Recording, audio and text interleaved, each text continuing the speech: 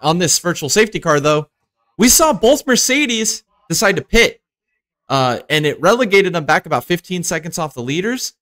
And Russell and Hamilton just put on a drive. They drove all the way up to the leaders.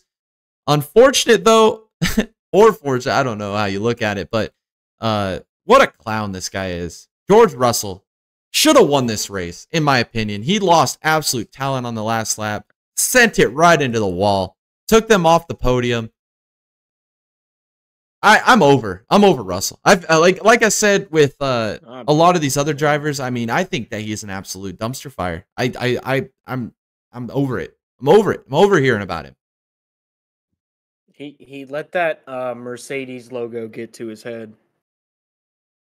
You know, when he was driving for Williams, he was doing some pretty good stuff. I mean, it was very reminiscent of what Bottas was doing at Williams when he was there. The first time, or well, his only time around, but I mean, nonetheless, I mean, it was some, I mean, awesome stuff he was doing there. He was begging and begging and begging to replace Bottas for 2 years. Finally gives him his chance, and now Mercedes isn't a championship contending car. So now he's just out there driving over his head every weekend in the F1 series. Honestly. I don't mind it. I think him and Hamilton are two peas in a pod, and they make up the drama team in F1. Yeah, that's exactly what it is, man. It's just drama. It's like prima donna. It's like watching like some reality television show. Just absolutely. Just what are you? Yeah, clowns. And you know, the biggest compliment to those two drivers is Toto Wolff. I mean, he's the freaking ringleader of it all. Oh God. Yeah, you could literally create a freaking drama television show out of Mercedes Red Bull or Mercedes F1 team, and you could you'd be entertained for a little bit, but it'd be annoying. You know, and then their clown suit supplier comes straight from McLaren. Yeah, what the heck? That's what I want to talk about. It all connects right there. Talk about next is Zach Brown. They give him a freaking in-race interview. Talking about Lando Norris potentially running down Carlos Sainz. Like, whatever, bro. Like, Lando Norris is so overrated. I am so sick of him, man. What an absolute clown. Like you said with Mercedes, we got Toto Wolff, George Russell, and Lewis Hamilton clown show. We got another one sitting over here at McLaren. Like, what are we doing, man? What are we doing? It's a ring, man. It's like McLaren just wants to be, you know, the sister to Mercedes, and just trying to mimic everything that they do because it puts the spotlight on them.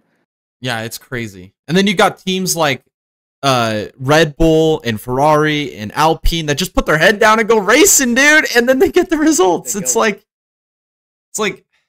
It's like too much drama. No, honestly, the most you hear about them is how insanely dumb the Ferrari strategy team is. Yeah, they are dumb. They pulled it off this weekend. Though. They did. I mean, everybody crack a cold one and take a shot for that team because, by God, they figured it out. The stars aligned.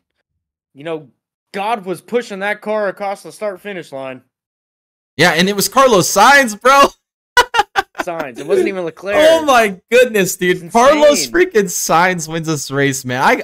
I was like, the whole time watching the end of this race, I was like, Mercedes is going to win this race, obviously. They're 2 seconds faster a lap, and they're only 15 back with like 20 to go. I'm like, they've got it in the bag.